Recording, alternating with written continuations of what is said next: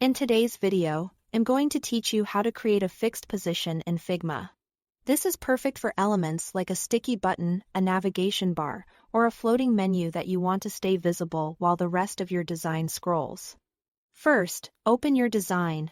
Make sure you are working in the file and page where your layout lives so you can see the full context of your screens. Next, place the object you want to keep visible like a button or menu inside a main frame. A main frame is the top-level frame that actually scrolls, such as a phone or desktop screen.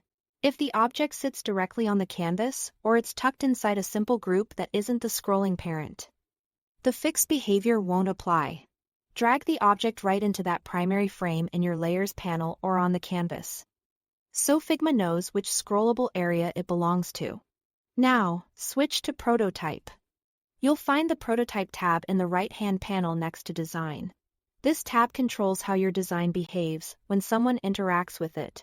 In the Prototype settings, look for the Scroll Behavior section. By default, elements scroll with their parent. Change that drop-down from Scroll with Parent to Fixed. This tells Figma to pin the selected object in place while its parent frame scrolls underneath it.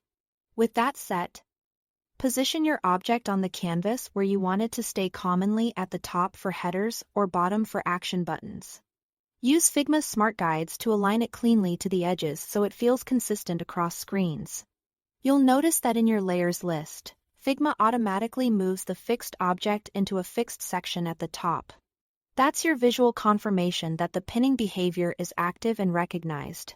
To see it in action, open the Prototype preview.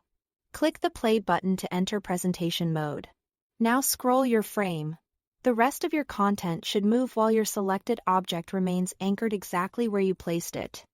If it doesn't stay put, double-check that it's inside the main scrolling frame and that the scroll behavior is set to Fixed in the Prototype tab. That's all to it. Thanks for watching and happy designing.